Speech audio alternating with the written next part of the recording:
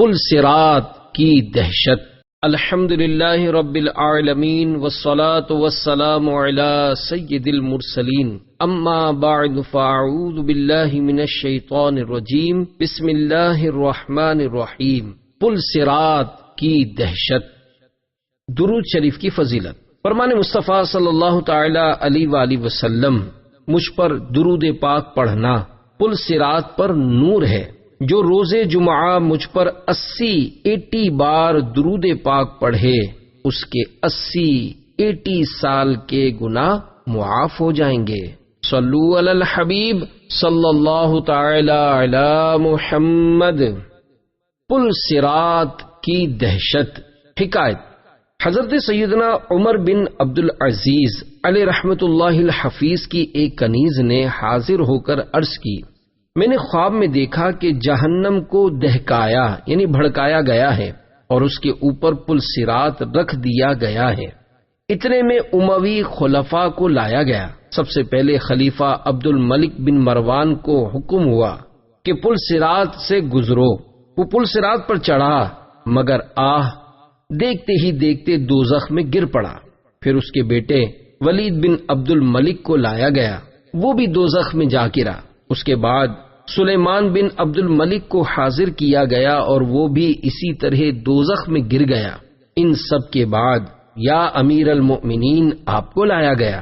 بس اتنا سننا تھا کہ حضرت سیدنا عمر بن عبدالعزیز علیہ رحمت اللہ الحفیظ نے خوف زدہ ہو کر چیخ ماری اور گر پڑے۔ کنیز نے پکار کر کہا، یا امیر المؤمنین سنیے بھی تو، خدا کی قسم میں نے دیکھا کہ آپ نے سلامتی کے ساتھ پل صراط پار کر لیا۔ مگر حضرت سیدنا عمر بن عبدالعزیز علیہ رحمت اللہ الحفیظ پل صراط کی دہشت سے بے ہوش ہو چکے تھے اور اسی عالم میں ادھر ادھر ہاتھ پاؤں مار رہے تھے۔ اللہ رب العزت عز و جل کی ان سب پر رحمت ہو اور ان کے صدقے ہماری بے حساب مغفرت ہو، آمین بجاہ النبی الامین صلی اللہ تعالی علیہ وآلہ وسلم۔ پل صراط تلوار کی دھار سے زیادہ تیز ہے۔ اے عاشقان رسول، یاد رہے غیر نبی کا خواب شریعت میں حجت یعنی دلیل نہیں۔ کنیز کے خواب کی بنیاد پر ان خلفاء کو ہرگز جہنمی نہیں کہہ سکتے۔ اللہ پاک ہی ان کا حال جانتا ہے۔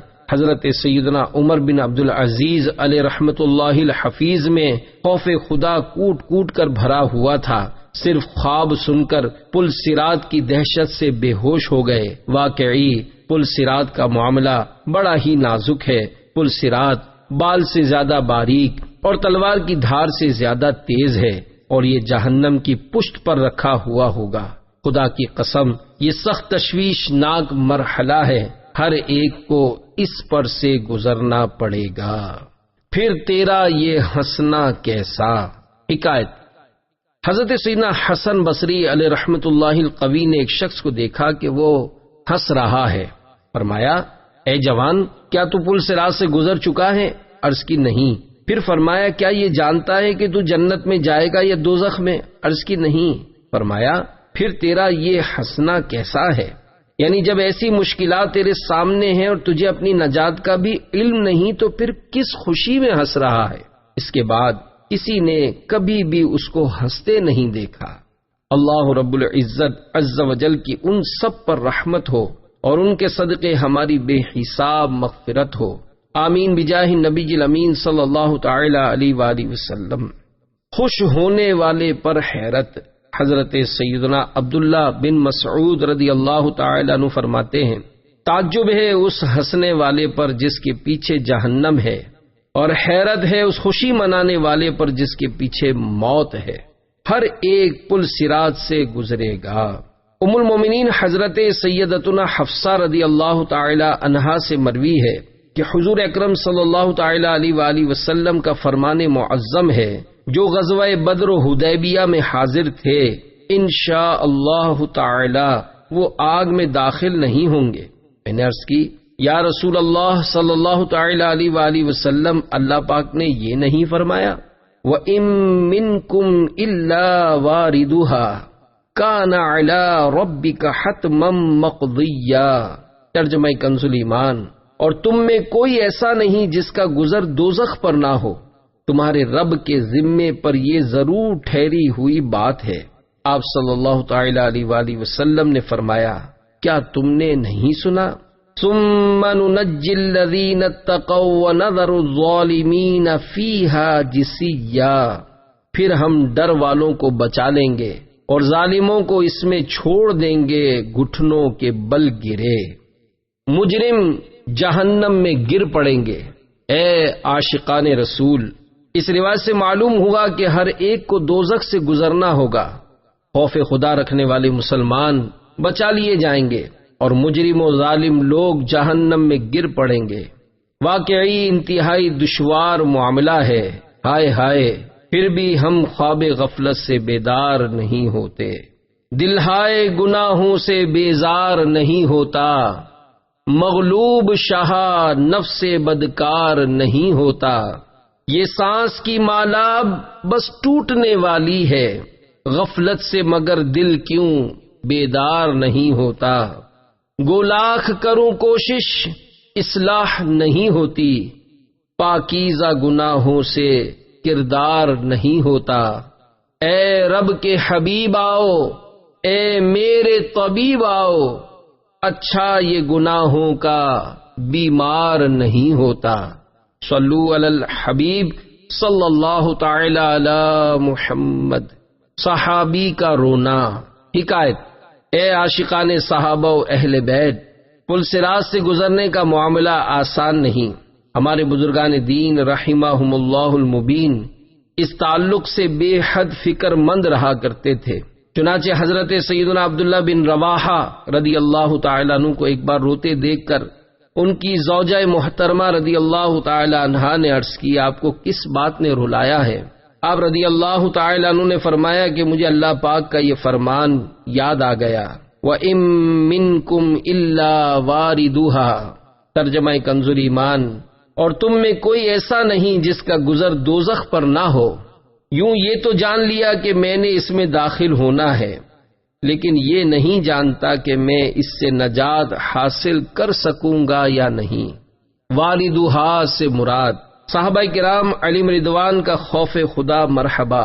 سورہ مریم کی آیت 71 میں لفظ والدہا یعنی دوزخ سے گزرنے کے بارے میں حضرت سیدنا حفصہ رضی اللہ تعالی عنہا اور حضرت سیدنا عبداللہ بن رواحہ رضی اللہ تعالی عنہ وغیرہ کے خیال میں بات یہ تھی کہ قرآن کریم کے ان الفاظ میں واردوہا کے معنی داخلوہا یعنی دوزخ میں داخل ہونے کے ہیں۔ یاد رہے اس آیت کریمہ وَإِن مِّنكُمْ إِلَّا وَارِدُوهَا ترجمہ کنز ایمان، اور تم میں کوئی ایسا نہیں جس کا گزر دوزخ پر نہ ہو، کے تحت خزائن العرفان میں ہے کہ حضرت حسن و قتادہ رحمہم اللہ تعالی وغیرہ سے مروی ہے کہ دوزخ پر گزرنے سے پل صراط پر گزرنا مراد ہے جو دوزخ پر ہے۔ کاش کہ میری ماں نے ہی نہیں جنا ہوتا۔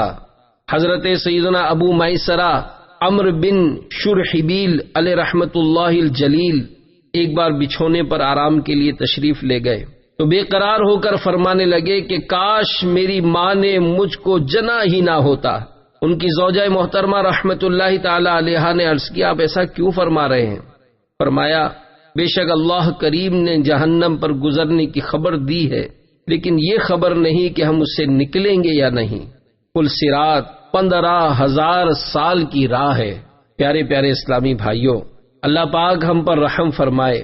پل صراط کا سفر نہایت ہی طویل یعنی لمبا ہے، چنانچہ حضرت سیدنا فضیل بن عیاض رحمت اللہ تعالی علیہ سے منقول ہے، پل صراط کا سفر 15,000 سال کی راہ ہے، 5,000 سال اوپر چڑھنے کے، 5,000 سال نیچے اترنے کے اور 5,000 سال برابر کے۔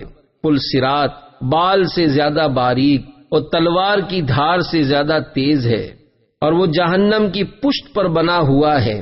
اس پر سے وہ گزر سکے گا جو خوف خدا کے باعث کمزور ہوگا۔ پل صراط سے بآسانی کون گزر سکے گا؟ اے عاشقان رسول، تصور کیجئے اس وقت کیا گزر رہی ہوگی جب میدان قیامت میں سورج 1 میل پر رہ کر آگ برسا رہا ہوگا، لوگ ننگے بدن اور ننگے پاؤں زمین پر کھڑے ہوں گے، بھیجے کھول رہے ہوں گے، کلیجے پھٹ گئے ہوں گے، دل ابل کر گلے میں آ گئے ہوں گے۔ ایسے خوفناک حالات میں پل صراط سے گزرنے کا مرحلہ درپیش ہوگا۔ اس سے گزرنے کے لیے دنیاوی اعتبار سے طاقتور کڑیل نوجوان یا پہلوان، تیز رفتار خلا باز یا کراٹے باز اور ہٹے کٹے مستنڈے ہونے کی حاجت نہیں، بلکہ حضرت سیدنا فضیل بن عیاض رحمت اللہ تعالی علیہ کے ارشاد کے مطابق خوف خدا کے سبب کمزور رہنے والے پل صراط کو بآسانی پار کر لیں گے۔ پل صراط سے گزرنے والوں کے مختلف انداز۔ ام المومنین حضرت سیدتنا عائشہ صدیقہ رضی اللہ تعالی عنہا سے مروی ہے، مصطفیٰ جان رحمت صلی اللہ علیہ وآلہ وسلم نے فرمایا، جہنم پر ایک پل ہے جو بال سے زیادہ باریک اور تلوار سے زیادہ تیز ہے، اس پر لوہے کے کنڈے اور کانٹے ہیں جو کہ اسے پکڑیں گے جسے اللہ پاک چاہے گا۔ لوگ اس پر گزریں گے، بعض پلک جھپکنے کی طرح، بعض بجلی کی طرح، بعض ہوا کی طرح، بعض بہترین اور اچھے گھوڑوں اور اونٹوں کی طرح گزریں گے، اور فرشتے کہتے ہوں گے رب سلم رب سلم، یعنی اے پروردگار سلامتی سے گزار، اے پروردگار سلامتی سے گزار۔ بعض مسلمان نجات پائیں گے، بعض زخمی ہوں گے، بعض اوندھے ہوں گے، بعض منہ کے بل جہنم میں گر پڑیں گے۔ صدر الشریعہ بدر الطریقہ حضرت علامہ مولانا مفتی محمد امجد علی اعظمی علیہ رحمت اللہ القوی لکھتے ہیں کہ صراط حق ہے، یہ ایک پل ہے کہ پشت جہنم پر نصب یعنی قائم کیا جائے گا، بال سے زیادہ باریک اور تلوار سے زیادہ تیز ہوگا۔ جنت میں جانے کا یہی راستہ ہے۔ سب سے پہلے نبی صلی اللہ علیہ وآلہ وسلم گزر فرمائیں گے، پھر اور انبیاء و مرسلین، پھر یہ امت، پھر اور امتیں گزریں گی، اور حسب اختلاف اعمال پل صراط پر لوگ مختلف طرح سے گزریں گے۔ بعض تو ایسے تیزی کے ساتھ گزریں گے جیسے بجلی کا کوندا کہ ابھی چمکا اور ابھی غائب ہو گیا، اور بعض تیز ہوا کی طرح، کوئی ایسے جیسے پرند اڑتا ہے، اور بعض جیسے گھوڑا دوڑتا ہے، اور بعض جیسے آدمی دوڑتا ہے، یہاں تک کہ بعض شخص سرین پر گھسٹتے ہوئے، اور کوئی چونٹی کی چال جائے گا، اور پل صراط کے دونوں جانب بڑے بڑے آنکڑے، اللہ پاک ہی جانے کہ وہ کتنے بڑے ہوں گے، لٹکتے ہوں گے۔ جس شخص کے بارے میں حکم ہوگا اسے پکڑ لیں گے، مگر بعض تو زخمی ہو کر نجات پا جائیں گے، اور بعض کو جہنم میں گرا دیں گے، اور یہ ہلاک ہوا۔ یا الہی جب چلوں تاریک راہ پل صراط، آفتاب ہاشمی نور الہدا کا ساتھ ہو۔ یا الہی جب سرے شمشیر پر چلنا پڑے، رب سلم کہنے والے غم زدہ کا ساتھ ہو۔ یا الہی نامہ اعمال جب کھلنے لگیں، عیب پوشے خلق ستار خطا کا ساتھ ہو۔ آخرت میں تنگی کا ایک سبب اے عاشقان رسول، جہنم کی آگ تاریک ہوگی اور پل صراط اندھیرے میں ڈوبا ہوا ہوگا۔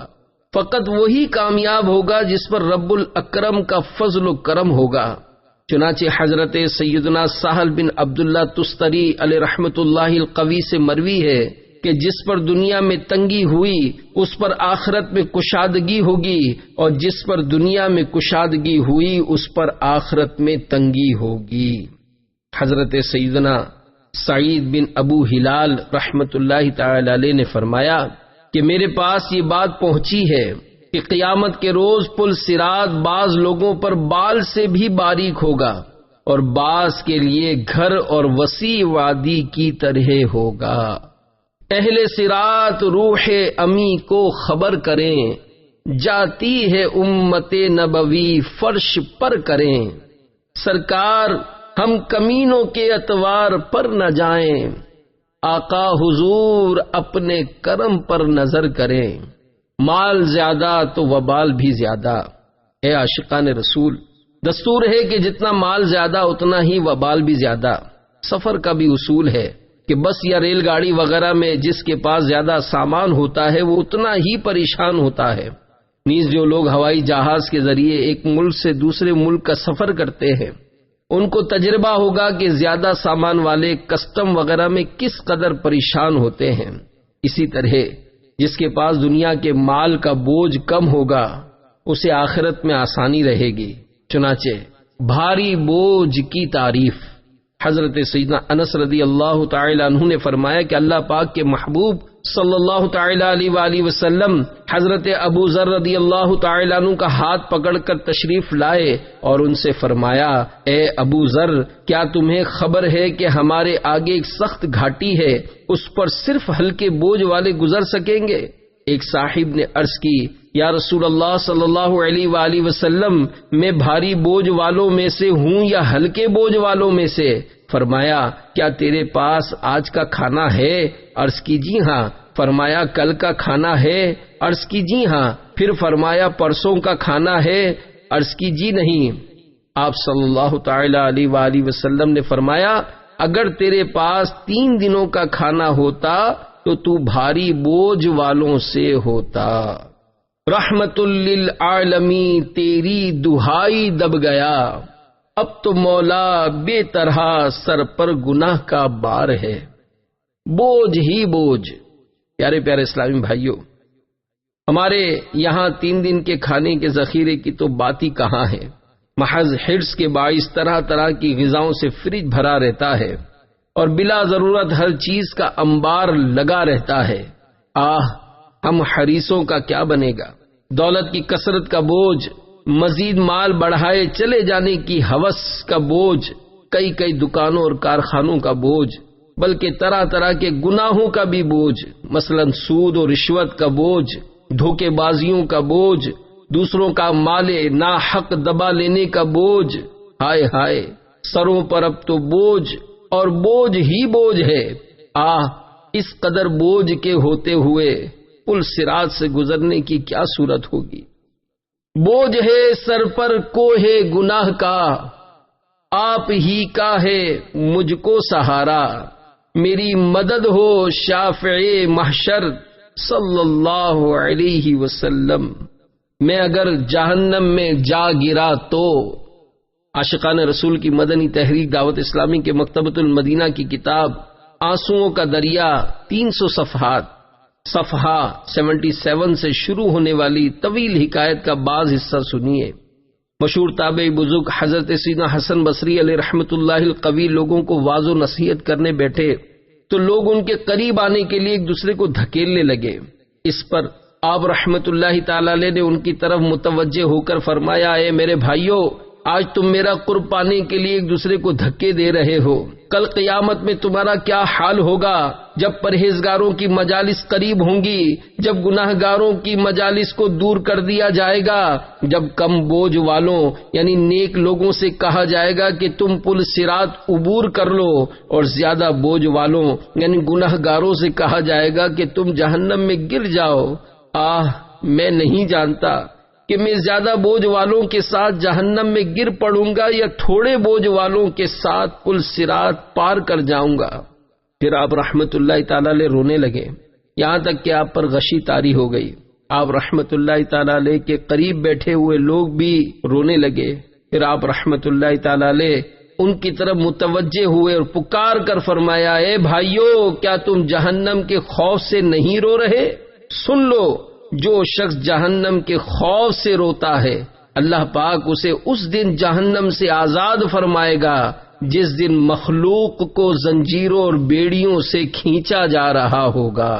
روزانہ غور و فکر کیجیے اے عاشقان رسول، اپنے گناہوں پر نادم ہو کر سچی توبہ کر کے دعوت اسلامی کے سنتوں کی تربیت کے قافلوں میں عاشقان رسول کے ساتھ سنتوں بھرا سفر اختیار فرمائیے، اور غور و فکر کے ذریعے روزانہ نیک کام کا رسالہ پر کر کے ہر اسلامی ماہ کی پہلی تاریخ اپنے یہاں کے دعوت اسلامی کے ذمہ دار کو جمع کروا دیجیے۔ نیک کام کا عامل بننے کا احسن طریقہ یہی ہے کہ روزانہ رسالہ پر کیا جائے۔ جو نیک کام کا رسالہ روزانہ بھر نہیں پاتے وہ کم از کم 25 سیکنڈ کے لیے دیکھ ہی لیا کریں، انشاءاللہ عز و جل کبھی نہ کبھی بھرنے کا جذبہ بھی مل ہی جائے گا، اور اس کی برکت سے انشاءاللہ عز و جل آخرت کی تیاری اور قبر و حشر کی روشنی اور پل صراط پر نور کے حصول کی تڑپ پیدا ہوگی۔ نور والے انسان، اللہ پاک کا جس پر کرم ہوگا اس کو ایسا نور عطا ہوگا کہ اس کا بیڑا پار ہو جائے گا۔ چنانچہ پارہ 27 سورۃ الحدید کی 12ویں آیت کریمہ میں اللہ نور السماوات والارض کا ارشاد نور بار ہے، یوم تری المؤمنین والمؤمنات یسعی نورهم بین ایدیہم وبایمانہم۔ ترجمہ کنز ایمان، جس دن تم ایمان والے مردوں اور ایمان والی عورتوں کو دیکھو گے کہ ان کا نور ان کے آگے اور ان کے داہنے دوڑتا ہے۔ نور ایمان کی شان، اللہ رب العزت کی خاص عنایت سے جو خوش قسمت مسلمان نور سے معمور ہو کر جگمگ جگمگ کرتا جھومتا ہوا پل صراط سے گزرے گا، اس کی شان عظمت نشان کا رحمت عالمیان صلی اللہ تعالی علیہ وآلہ وسلم کے اس فرمان روشن بیان سے اندازہ لگائیے۔ دوزخ مومن سے کہے گی، اے مومن جلد تر گزر، اس لیے کہ تیرے نور نے میری آگ بجھا دی۔ آقا کا گدا ہوں اے جہنم تو بھی سن لے، وہ کیسے جلے جو کہ غلام مدنی ہو۔ صلو علی الحبیب صلی اللہ تعالی علی محمد۔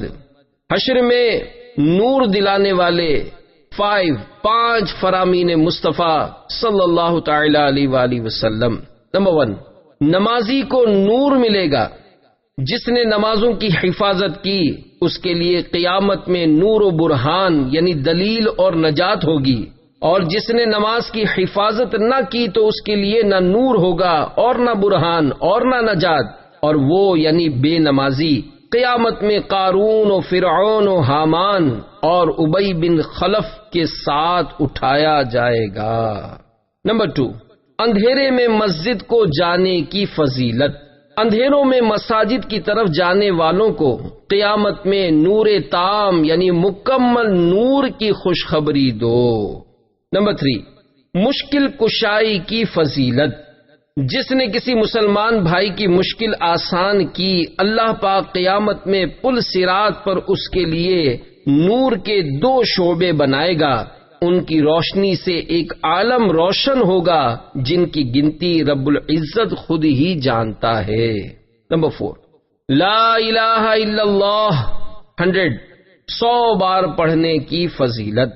جو 100 بار لا الہ الا اللہ پڑھے اسے اللہ پاک قیامت میں اس طرح اٹھائے گا کہ اس کا چہرہ 14ویں رات کے چاند کی طرح چمک رہا ہوگا۔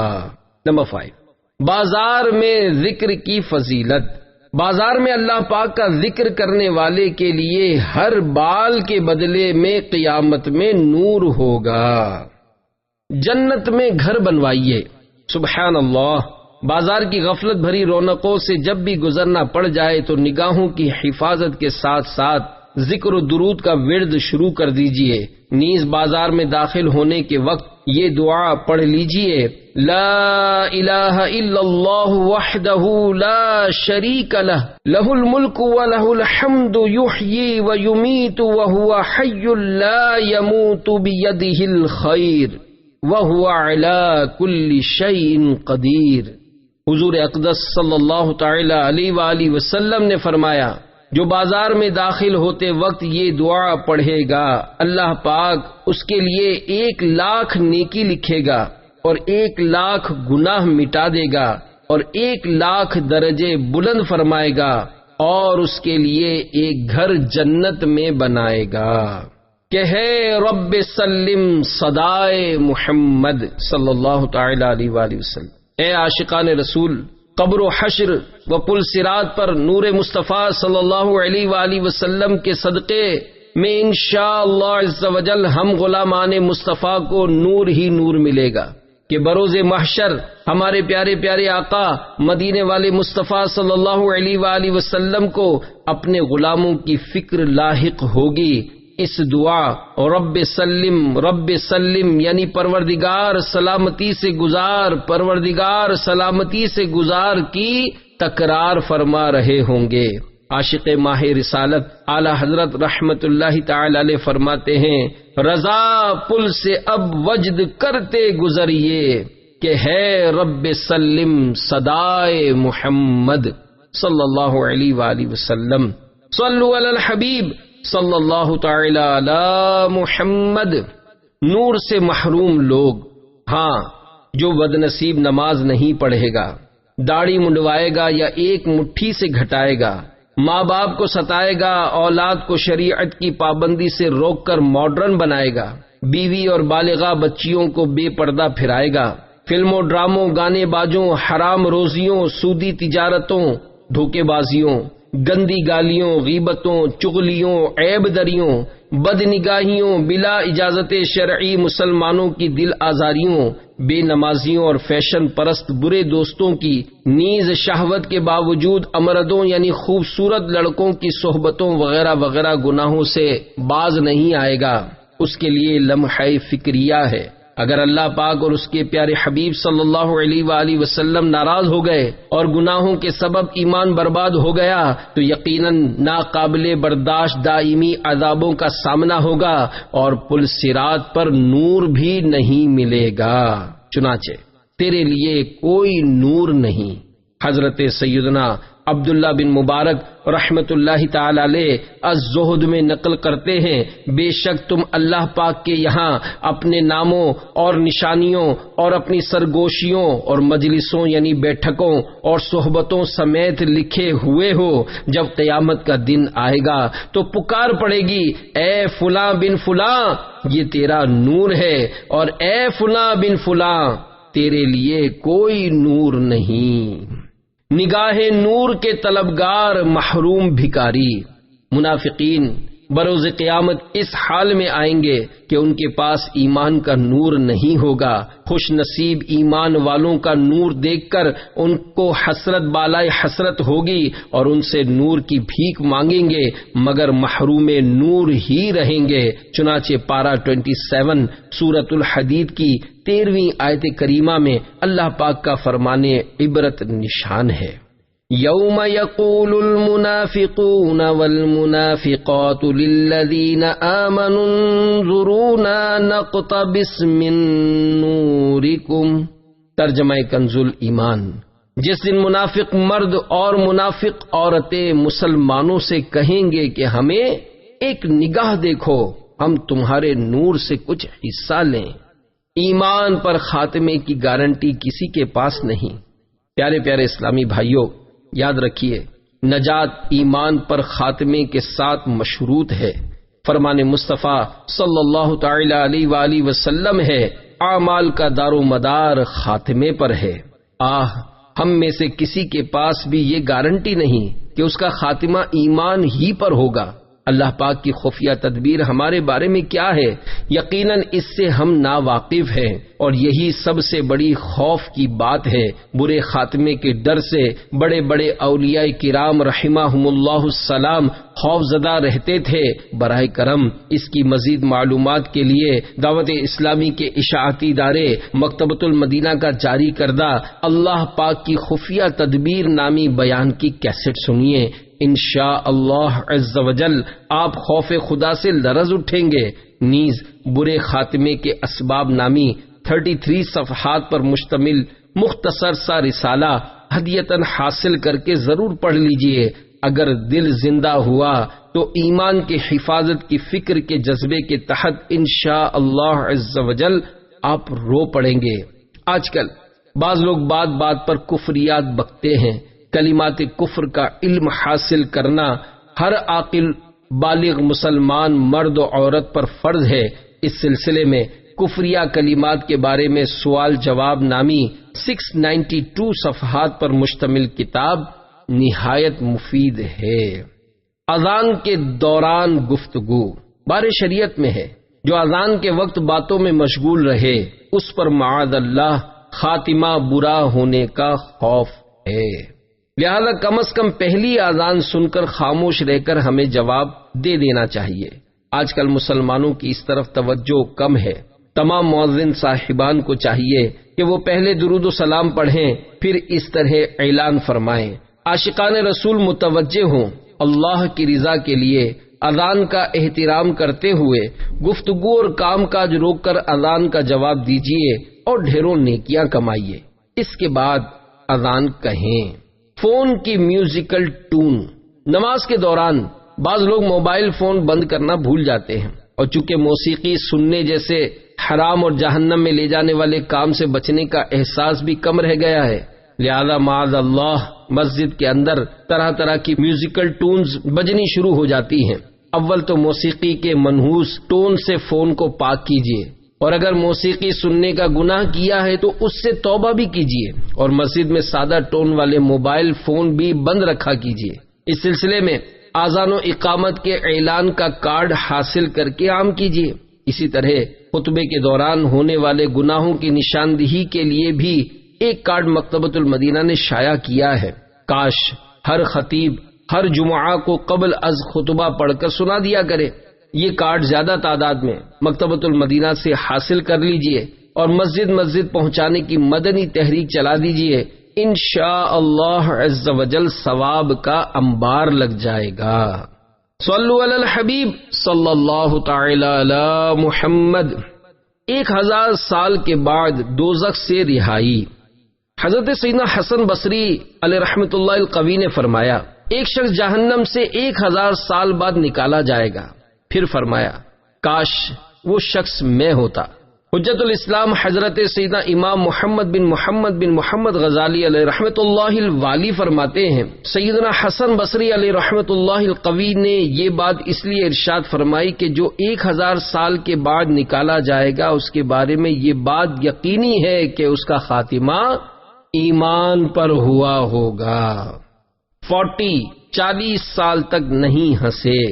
اے عاشقان رسول، حضرت سیدنا حسن بصری علیہ رحمۃ اللہ القوی نے غلبہ خوف کے سبب 1000 سال کے بعد جہنم سے رہائی پانے والے شخص کے ایمان پر خاتمہ ہو جانے پر رش کرتے ہوئے فرمایا تھا کہ کاش وہ شخص میں ہوتا۔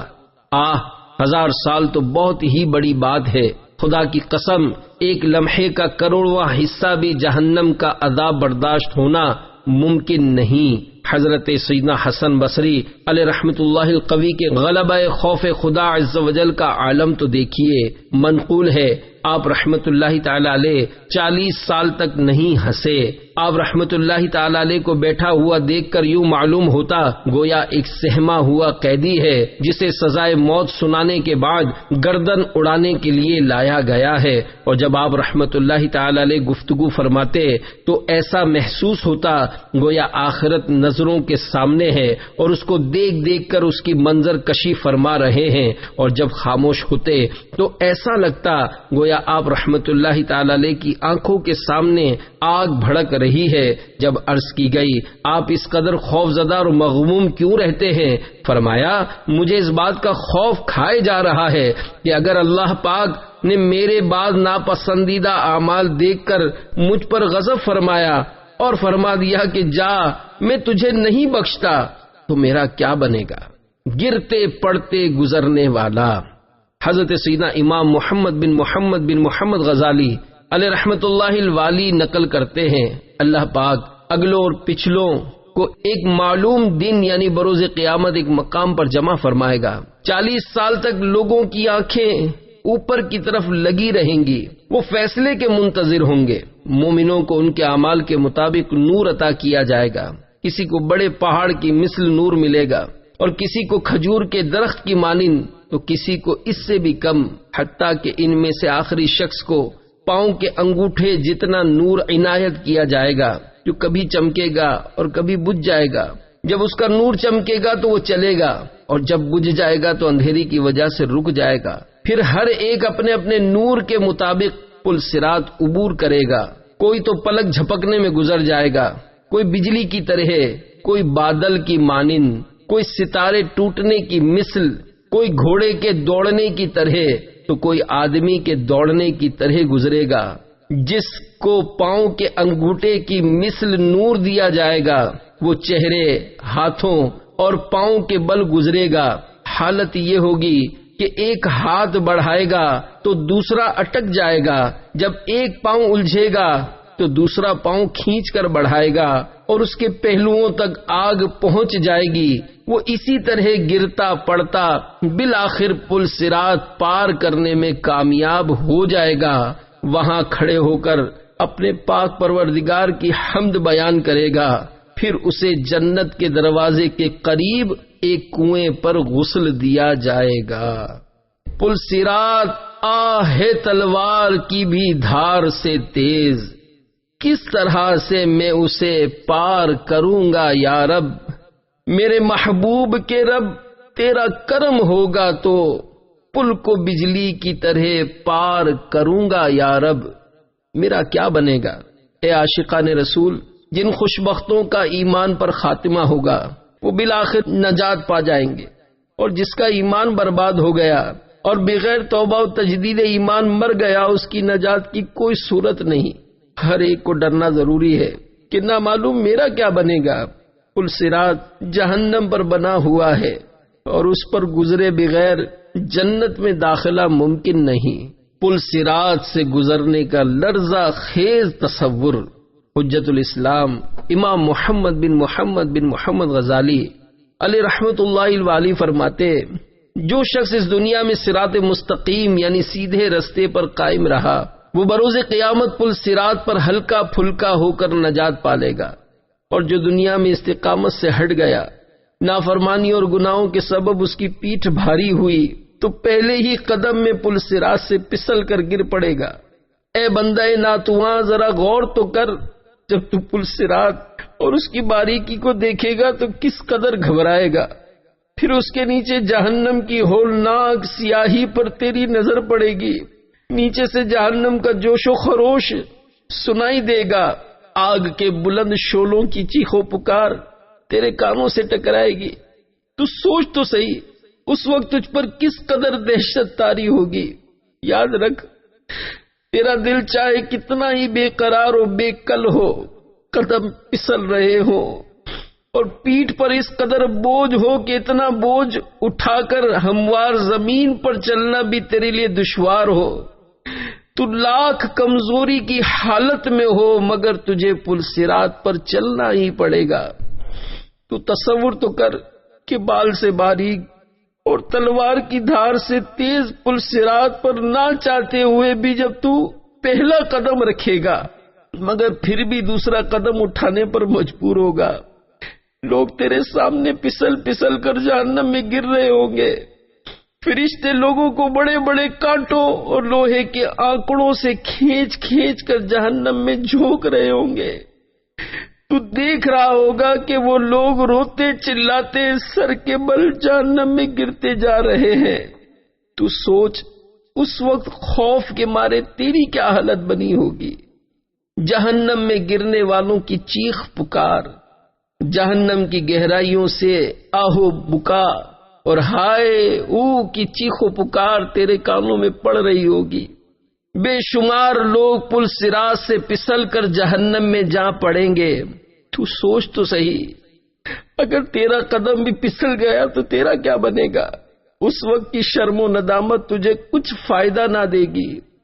اس وقت تیری حسرت بھری فریاد کچھ اس طرح ہوگی کہ آہ میں اسی دن سے ڈرتا تھا، ہائے کاش میں اپنی آخرت کے لیے کچھ آگے بھیجتا، اے کاش میں رسول اللہ صلی اللہ علیہ وآلہ وسلم کے بتائے ہوئے راستے پر چلتا، ہائے کاش میں فلاں کو دوست نہ بناتا، اے کاش میں مٹی ہو جاتا، اے کاش میں بھولا بسرا ہو جاتا، اے کاش میری ماں ہی مجھے نہ جنتی، کاش کہ نہ دنیا میں پیدا میں ہوا ہوتا، قبر و حشر کا ہر غم ختم ہو گیا ہوتا، کاش ایسا ہو جاتا خاک بن کے طیبہ کی مصطفیٰ کے قدموں سے میں لپٹ گیا ہوتا۔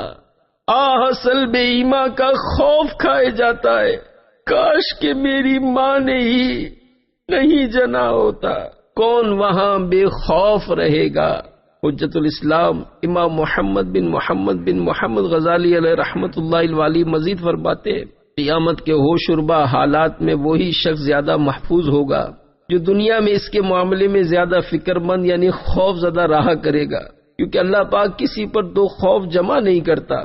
لہذا جو آدمی دنیا میں پل صراط اور قیامت کے بھیانک حالات سے ڈرا وہ آخرت میں ان سے نجات پالے گا۔ اور خوف سے ہماری مراد عورتوں والا کمزور دلی والا خوف نہیں کہ سنتے ہی عارضی طور پر دل نرم پڑ جائے اور آنسو بہنے لگے، پھر جلدی سب کچھ بھول کر بندہ لہو و لعب یعنی کھیل کود میں مشغول ہو جائے۔ خوف کا اس طرح کے رونے دھونے سے کوئی تعلق نہیں، بلکہ انسان جس چیز سے ڈرتا ہے اس سے دور بھاگتا ہے، اور جس چیز سے رغبت رکھتا ہے اس کی طلب بھی کرتا ہے۔ بس آخرت میں آپ کو وہی خوف نجات دلائے گا جو کہ اللہ کریم کی اطاعت و فرما برداری پر آمادہ کرے اور نافرمانی اور گناہوں سے باز رکھے۔ بے وقوفوں والا خوف نیز عورتوں کے کمزور دلی والے خوف سے بھی بڑھ کر بے وقوفوں والا خوف ہے کہ جب وہ قیامت کے ہولناک مناظر کے بارے میں کوئی بیان وغیرہ سنتے ہیں تو فوراً ان کی زبان پر استعاذہ یعنی پناہ مانگنے والے کلمات جاری ہو جاتے ہیں، اور وہ کہنے لگتے ہیں کہ میں اللہ پاک کی مدد چاہتا ہوں، یا اللہ پاک مجھے بچا لے وغیرہ۔ اس کے باوجود وہ گناہوں پر ڈٹے رہتے ہیں جو ان کی ہلاکت کا باعث ہیں۔ شیطان ان کے پناہ مانگنے پر ہنستا ہے، یعنی یہ سب صرف جذباتی اور عارضی الفاظ ہوتے ہیں، خوف حقیقی کی وجہ سے نکلے ہوئے نہیں ہوتے۔ ان کو جذباتی اور عارضی الفاظ اس لیے کہا جا رہا ہے کہ ایک طرف پناہ بھی مانگ رہے ہوتے ہیں مگر دوسری طرف گناہوں پر مثل سابق یعنی پہلے ہی کی طرح دلیری بھی موجود رہتی ہے۔ گناہ کو ترک کر دینے کا عزم نہیں ہوتا، مثلا بے نمازی ہے تو بے نمازی، اور داڑھی منڈا ہی رہتا ہے، جھوٹ بولنا ترک کرنے کا عزم کرتا ہی نہیں، سود رشوت حرام کمائی اور دھوکے بازی کا خوگر یہ کام چھوڑتا ہی نہیں، پرائی عورتوں اور امردوں کے ساتھ بدنگاہی کرنے والا، فلم بینی اور گانے بازوں کا رسیا اپنے گناہوں سے بچنے کا حقیقی ذہن بناتا ہی نہیں، غیر شرعی لباس پہننے والا، لوگوں پر ظلم کرنے والا، زانی شرابی، ماں باپ کو ستانے والا، بال بچوں کو شریعت و سنت کے مطابق تربیت نہ دینے والا، بے نمازیوں اور ماڈرن دوستوں کی تباہ کن صحبتوں میں بیٹھنے والا وغیرہ وغیرہ اپنے اپنے گناہوں پر حسب معمول قائم رہتا ہے۔ آہستہ آہستہ نہیں، ایک دم گناہوں کو چھوڑ دے۔ اے عاشقان رسول، بے شک جذبات میں آ کر عارضی طور پر رونا اور توبہ کرنا بھی اگر بنائے اخلاص ہے تو انشاءاللہ عز و جل ضرور رنگ لائے گا۔ اپنا ذہن بنائیے کہ میں نے اپنے آپ کو لازمی سدھارنا ہے، اپنے گناہوں کو یاد کر کے ندامت کے ساتھ رو رو کر توبہ و عہد کیجیے کہ اب انشاءاللہ عز و جل میں فلاں گناہ نہیں کروں گا۔ خبردار، یہاں شیطان آپ کو مشورہ دے گا کہ جذباتی فیصلہ اچھا نہیں ہوتا، اپنی اصلاح آہستہ آہستہ کرنی چاہیے، ایک دم سے ہی مولوی مت بن جانا، ہاتھوں ہاتھ سنتوں کی تربیت کے قافلے میں عاشقان رسول کے ساتھ سفر کرنا مناسب نہیں۔ بس دھیرے دھیرے کوشش جاری رکھ، ابھی تو ساری زندگی پڑی ہے، ابھی تو تیری عمر ہی کیا ہے، ابھی تو تیری شادی بھی نہیں ہوئی، شادی کے بعد داڑھی بڑھا لینا، بلکہ حج کے لیے جانا تو مدینہ منورہ زادہ اللہ شرف و تعظیمہ سے داڑھی رکھ کر آنا، جب بوڑھا ہو جائے تو امامہ سجا لینا وغیرہ وغیرہ۔ پیارے پیارے اسلامی بھائیوں، خدا کی قسم یہ شیطان کا بہت ہی خطرناک وار ہے، توبہ میں تاخیر انتہائی خطرناک ہے۔ ہو سکتا ہے میری اس بات پر شیطان فوراً وسوسہ ڈالنے لگا ہو کہ میں تجھے توبہ سے کہاں روکتا ہوں، بے شک فوراً اور ابھی توبہ کر لے۔ قبولیت توبہ کی 3 شرائط۔ اے میرے بھولے بھالے اسلامی بھائیوں، گالوں پر چند بار ہلکی ہلکی چپت مار لینے کا نام توبہ نہیں۔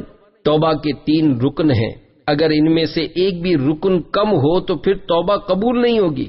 وہ 3 رکن یہ ہیں: نمبر 1 اعتراف جرم، نمبر 2 ندامت یعنی کیے ہوئے گناہ پر شرمندگی، نمبر 3 عزم ترک یعنی گناہ چھوڑنے کا عزم۔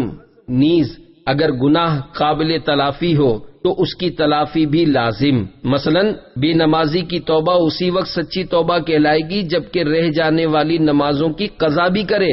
کسی کا مال یا پیسے چھین یا دبا لیے تھے تو توبہ اسی صورت میں مکمل ہوگی جبکہ اس کو لوٹائے یا اس سے معاف کروائے۔ خالی سوری کہہ دینا یا اوپری طور پر معافی مانگ لینا کافی نہیں ہوتا جب تک صاحب حق معاف نہ کر دے۔ ہاں، اگر صاحب حق فوت ہو چکا ہے تو اس کے ورثاء کو پیسے لوٹائے۔ اگر ورثاء بھی نہ رہے ہوں یا کچھ معلوم ہی نہیں کہ کس کس کے پیسے کھا ڈالے تھے، تو اتنی رقم کسی فقیر یا مسکین کو خیرات کر دے۔ حقوق العباد کے ان احکامات کی تفصیلی معلومات کے لیے دعوت اسلامی کے اشاعتی ادارے مکتبۃ المدینہ کا رسالہ ظلم کا انجام پڑھیے یا سنیے۔ آہستہ آہستہ نہیں، فوراً اصلاح ہونی چاہیے۔ بہرحال آہستہ آہستہ سدھرنے کا ذہن بنائے رکھنا خطرناک ہوتا ہے کہ موت صرف بوڑھوں، کینسر یا ہارٹ کے مریضوں ہی کو آتی ہے، ایسا نہیں۔ روزانہ نہ جانے کتنے ہی کڑیل جوان حادثات کا شکار ہو کر اچانک موت کے گھاٹ اتر جاتے ہیں۔ سیلاب و زلزلے کے ذریعے بھی اچانک موت آ دبوچتی ہے۔ 2,20,000 سے زائد اموات۔ ابھی پچھلے ہی دنوں کی بات ہے، سونامی، سمندری زلزلے کی یہ آفت جو کہ بالکل اچانک ہی نازل ہوئی تھی، 20 جنوری 2005، 20 جنوری 2005 کے جنگ اخبار کی خبر کے مطابق اس آفت سے 11 ممالک میں مرنے والوں کی تعداد 2,20,000 سے زائد ہے۔ یہ حادثہ سراپا عبرت ہے، اس نے ساری دنیا کو ہلا کر رکھ دیا، مگر گناہوں میں کمی آنے کا نہیں سنا گیا۔ عبرت کی خاطر روزنامہ جنگ 20/1/2005، 20 جنوری 2005 کا ایک آرٹیکل حسب ضرورت تصرف کے ساتھ پیش کرتا ہوں۔ سمندری زلزلے کی تباہ کاریاں۔ انڈونیشیا کے صوبے آچے کا دارالحکومت بندہ آچے سونامی یعنی سمندری زلزلے سے سب سے زیادہ متاثر ہوا۔ صرف اس شہر میں مرنے والوں کی تعداد 1,00,000 سے بڑھ چکی ہے۔ بندہ آچے میں موجود صحافی نے اس شہر کی تباہی کا آنکھوں دیکھا حال بیان کرتے ہوئے بتایا کہ یہ سرسبز و شاداب، خوبصورت اور زندگی سے بھرپور شہر کوئی اور نہیں۔ 26 دسمبر 2004، 26 دسمبر 2004 سے پہلے کا بندہ آچے ہے۔ پھر سونامی یعنی سمندری زلزلہ آیا اور اس نے منٹوں میں اس ہستے بستے شہر کو ملبے کا ڈھیر بنا دیا۔ سونامی اپنے ساتھ نہ صرف اس شہر کی خوبصورتی اور شادابی لے گیا بلکہ ہزاروں خاندانوں کو تباہ اور ہزاروں کو ادھورا چھوڑ گیا۔ ایک غیر سرکاری انڈونیشی تنظیم کے اعداد و شمار کے مطابق 3.5 لاکھ کی آبادی کے بندہ آچے کی تقریباً 60% آبادی سونامی کی بھیٹ چڑھ چکی ہے۔ اس شہر میں ابھی تک جگہ جگہ لاشیں بکھری پڑی ہیں اور روزانہ ہزاروں لاشوں کو اجتماعی طور پر دفن کیا جا رہا ہے۔ جو سونامی سے بچ گئے ہیں وہ کیمپوں میں سسکتے ہوئے اپنے بچھڑنے والوں کو یاد کر رہے ہیں۔ یہاں بہت سے افراد ایسے ہیں جو اپنا پورا خاندان کھو چکے ہیں۔ ان کی آنکھوں میں موجود حسرت اور تلاش شاید کبھی ختم نہ ہوگی۔ یہ وہ لوگ ہیں جنہوں نے اپنی آنکھوں کے سامنے اپنے پیاروں کو موت کے منہ میں جاتے دیکھا۔ ان کے دکھ کی گہرائی کا اندازہ لگایا ہی نہیں جا سکتا۔ پہلے زلزلے نے شہر کو ہلا کر رکھ دیا اور پھر سونامی نے وہ تباہی مچائی جو اس نسل نے دنیا میں کہیں نہیں دیکھی۔ کہتے ہیں اگر یہ طوفان دن کے بجائے رات کو آتا تو جو بچ گئے ہیں شاید وہ بھی نہ بچ پاتے۔ سونامی جہاں جہاں سے گزرا راستے میں آنے والی ہر چیز کو تہس نہس کرتا چلا گیا اور اپنے پیچھے صرف تباہی اور موت چھوڑ گیا۔ بندہ آچے کے وسط یعنی درمیان میں بہنے والا یہ پرسکون دریا شمال سے جنوب کی طرف بہتا ہے، لیکن سونامی کے چنگھاڑتے ہوئے طوفان نے اسے جنوب سے شمال کی سمت بہنے پر مجبور کر دیا۔ یہ واقعہ نیا نہیں ہے۔ پیارے پیارے اسلامی بھائیوں، خدا کی قسم اس قصے میں ہمارے لیے عبرت اور سراسر عبرت ہے۔ کیا اب بھی ہم توبہ پر آمادہ نہیں ہوں گے؟ بربادی اور ویرانی کا یہ واقعہ کوئی نیا نہیں، ایسا پہلے بھی ہوتا رہا ہے جس کی خبر ہمیں خود اللہ پاک کی سچی کتاب دے رہی ہے۔ البتہ قرآنی واقعات اور موجودہ تباہی کے واقعات میں یہ فرق ہے کہ قرآن کریم میں بیان کردہ واقعات میں تباہی و بربادی کا عذاب الہی ہونا ہمیں یقینی طور پر معلوم ہے، اور موجودہ واقعات میں عذاب ہونے یا نہ ہونے دونوں کا احتمال یعنی پہلو ہے۔ لیکن اتنی بات تو یقینی ہے کہ جو لوگ ان طوفانوں سیلابوں میں مر گئے یا مر جائیں گے ان کی دنیا ختم ہو گئی، اور آخرت کا مرحلہ شروع ہو گیا، نیز توبہ اور نیکیوں کی مہلت بھی ختم ہو گئی، لہذا ہمارے لیے ان موجودہ واقعات میں بھی عبرت یقیناً موجود ہے۔ چنانچہ پارہ 25 سورۃ الدخان کی آیت 25 سے 29 میں ارشاد قرآنی ہے، کم ترکوا من جنات وعیون وزروع ومقام کریم ونعمت كانوا فيها فاكهين كذلك وأورثناها قوما آخرين فما بكت عليهم السماء والأرض وما كانوا منظرين۔ ترجمہ کنز الایمان، کتنے چھوڑ گئے باغ اور چشمے اور کھیت اور عمدہ مکانات اور نعمتیں جن میں فارغ البال تھے، ہم نے یوں ہی کیا اور ان کا وارث دوسری قوم کو کر دیا، تو ان پر آسمان اور زمین نہ روئے اور انہیں مہلت نہ دی گئی۔ جگہ جی لگانے کی دنیا نہیں ہے۔ اے عاشقان رسول، آپ نے غور فرمایا، عمدہ مکانات بنانے والے، خوشنما باغات سجانے والے اور لہلہاتے کھیت لگانے والے دنیا سے رخصت ہو گئے، اور ان کے چھوڑے ہوئے اثاثے کا دوسروں کو وارث بنا دیا گیا۔ نہ ان پر زمین روئی، نہ آسمان، نہ ہی انہیں مہلت دی گئی۔ ان کے نام و نشان مٹا دیے گئے، ان کے تذکرے ختم ہو گئے، بس اب وہ ہیں اور ان کے اعمال۔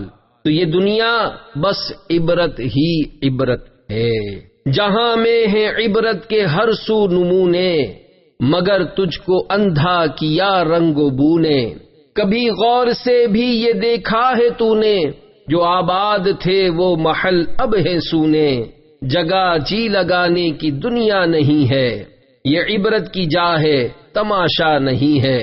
جہاں میں کہیں شور ماتم بپا ہے، کہیں فقر و فاقے سے آہو بکا ہے، کہیں شکوے جور و مکر و دغا ہے، غرض ہر طرف سے یہی بس صدا ہے۔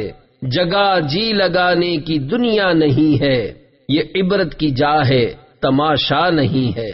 کر لے توبہ، رب کی رحمت ہے بڑی۔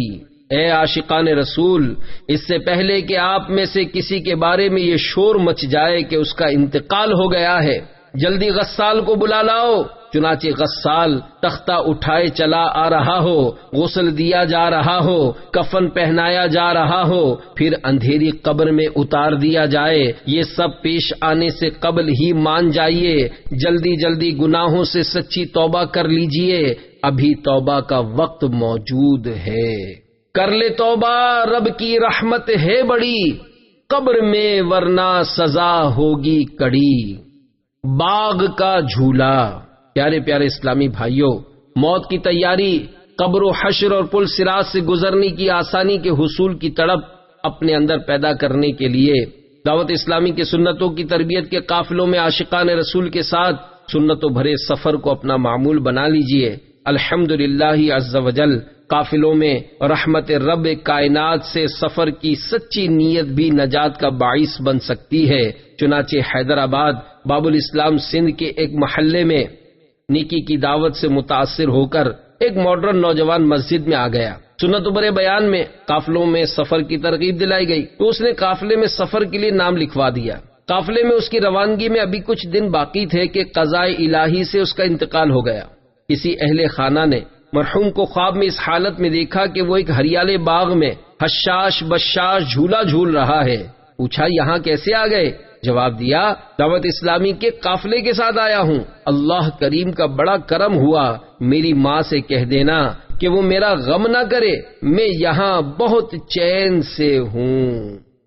لوٹنے رحمتیں قافلے میں چلو، سیکھنے سنتیں قافلے میں چلو، کر لو اب نیتیں قافلے میں چلو، پاؤ گے جنتیں قافلے میں چلو۔